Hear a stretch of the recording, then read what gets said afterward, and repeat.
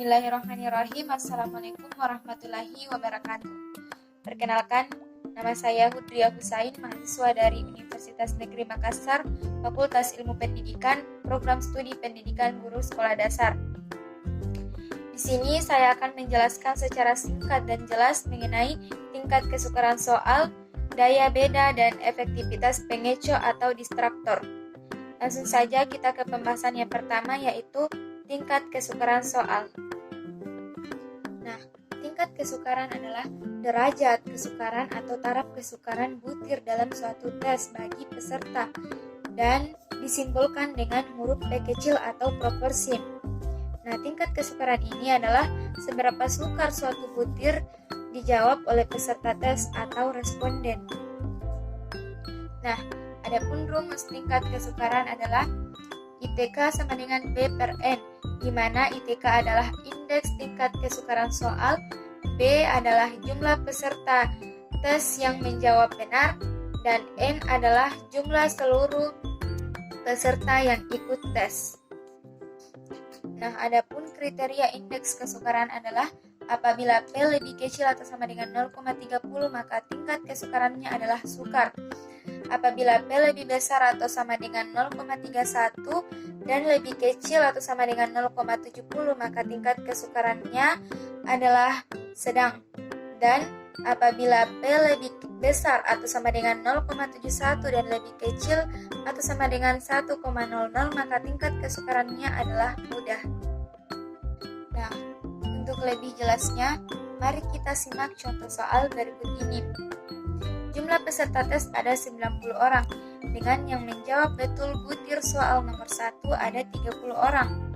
Pertanyaannya, berapakah indeks tingkat kesukaran soal tersebut? Nah, cara menjawabnya yaitu diketahui B sama dengan 30, N sama dengan 90. Kemudian kita masukkan ke dalam rumus yaitu ITK sama dengan B per N, yang dimana B tadi itu sama dengan 30, N sama dengan 90. Jadi diperoleh hasilnya 0,33. Jadi indeks tingkat kesukaran soal tersebut adalah sedang. Nah, penjelasan selanjutnya yaitu daya beda.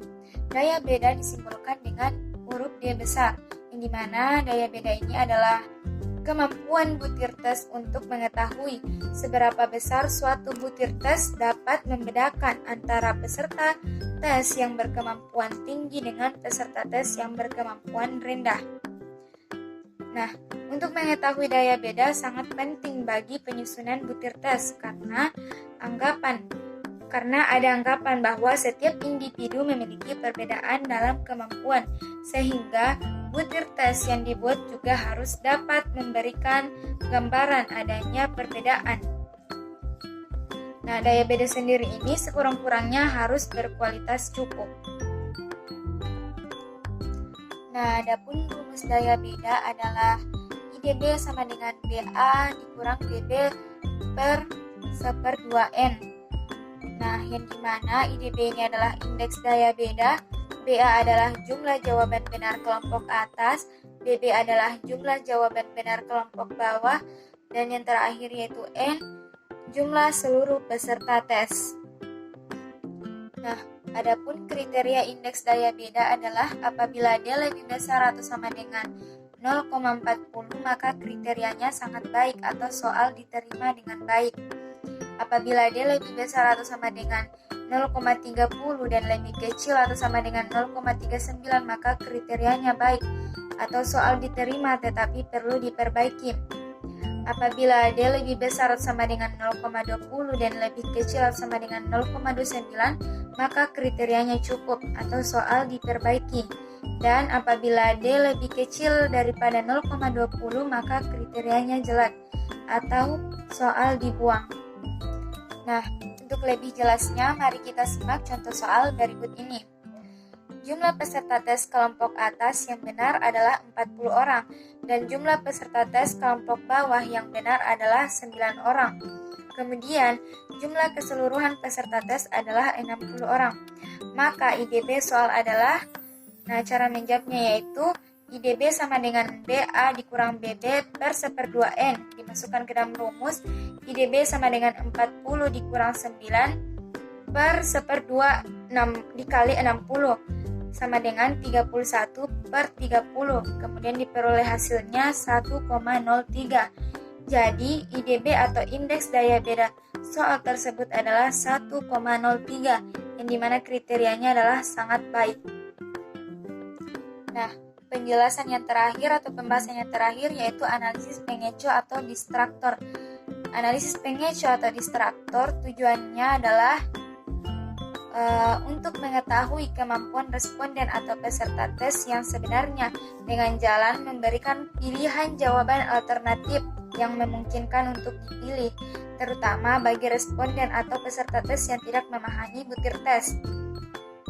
Nah, suatu pilihan jawaban atau pengeco dapat dikatakan berfungsi apabila pengeco sekurang-kurangnya dipilih oleh 5% peserta tes dan pengeco lebih banyak dipilih oleh kelompok peserta didik atau peserta tes yang belum memahami materi yang diujikan.